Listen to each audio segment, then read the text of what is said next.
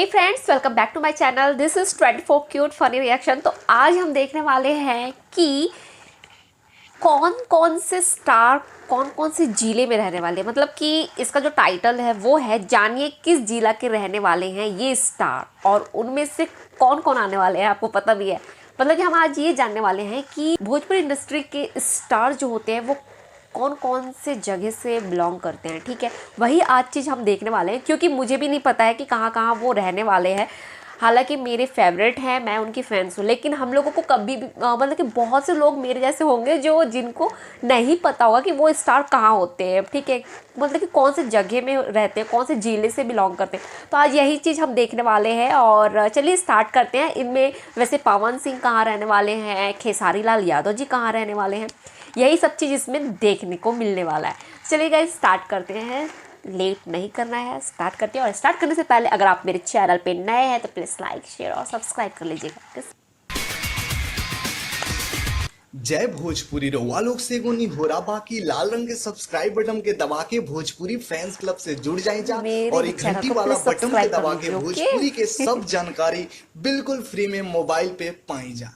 परिणाम भोजपुरिया जहान, हम पंडित अनिकेत तिवारी आप लोग के स्वागत कर रहा बानी आप लोग के भाषा वाला आप लोग के favourite channel Bhojpuri fans club में। आज की रिपोर्ट में रउआ लोग के बतावे जाए भैया कि हमनी के सुपर स्टार लोग जो कि बिहार, यूपी और झारखंड से आवेला लोग, ये तो सब कोई के मालूम बा। लेकिन आज की रिपोर्ट में हम रउआ लोग के बताइम कि आखिर बिहार, यूपी, झारखंड के कोना जिला से ये लोग बिलोंग करेला लोग, कोना जिला के रहे वाला हा लोग। तो चलिए शुरू कर जाओ। हाँ, मुझे भी जानना है यार, मुझे नहीं पता। सबसे पहले बात कर जाओ गोलू गोल्ड के बारे में। तो आप लोग के बता दी भैया कि गोलू गोल्ड जो कि भोजपुर आरा जिला से बिलोंग करेले।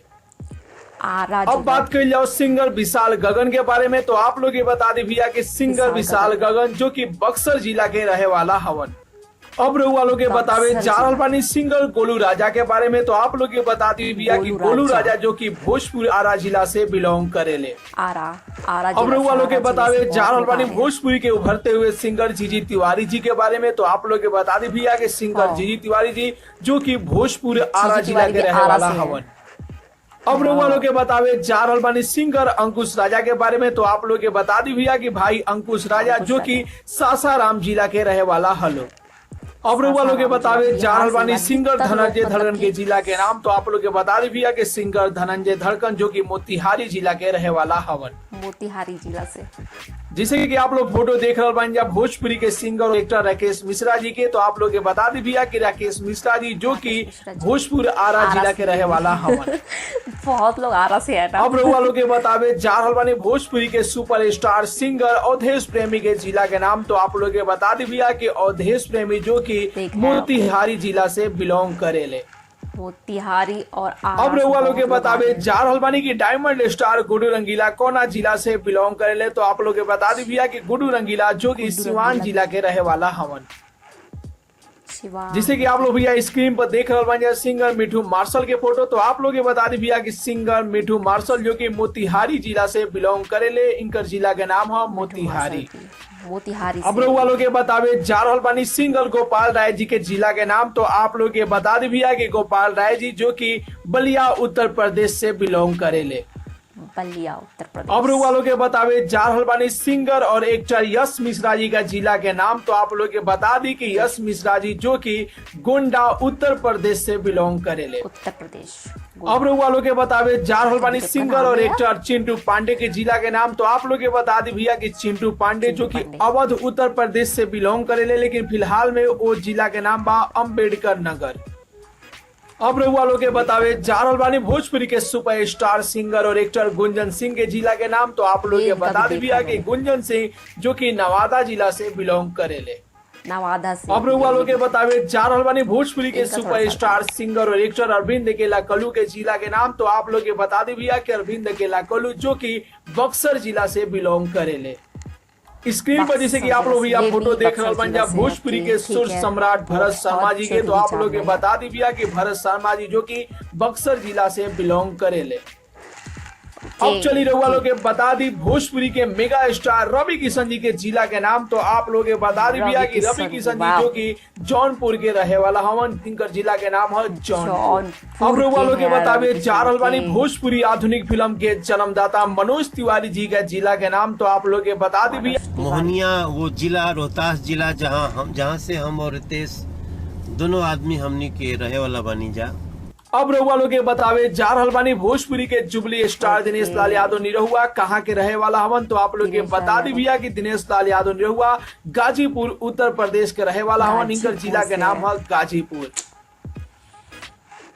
अब रहुआ लोग के बतावे जा रहल बानी माटी के खाटी कलाकार समर सिंह के जिला के बारे में कि कहाँ के रहे वाला हवन। तो आप लोग के बता दी भैया कि समर सिंह जो कि आजमगढ़ उत्तर प्रदेश के रहे वाला हवन, इनका जिला के नाम है आजमगढ़।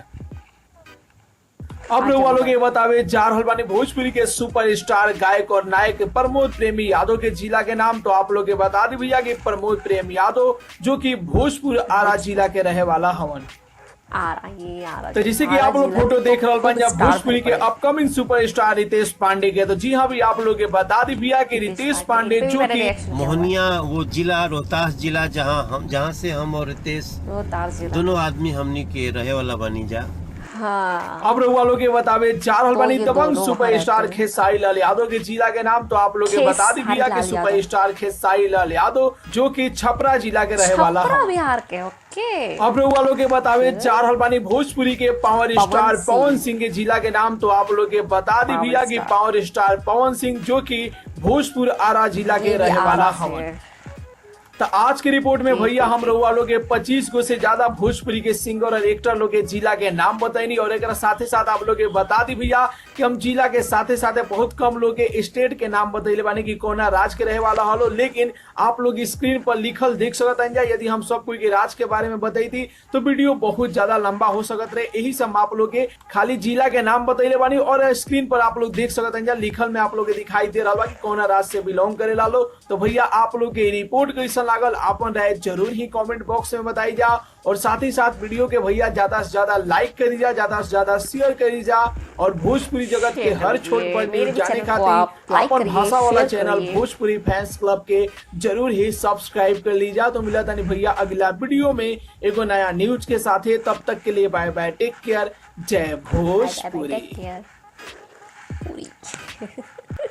फ्रेंड्स ये थे मतलब कि काफ़ी ज़्यादा जो भोजपुरी स्टार जो है ना वो वहाँ से थे, आरा से। तो काफ़ी लोग आरा से बिलोंग करते हैं, बढ़िया यार। और आरा से पवन सिंह जी भी हैं। और छपरा जो है वहाँ से खेसारी लाल यादव जी हैं। ठीक है, मुझे इनका ही खास करके जानना। तो गाइस आज का रिएक्शन वीडियो अगर अच्छा लगा हो तो प्लीज़ लाइक शेयर सब्सक्राइब जरूर करिएगा। और ऐसे ही वीडियो देखने के लिए फिर मिलते हैं नेक्स्ट वीडियो में। Take care and bye by.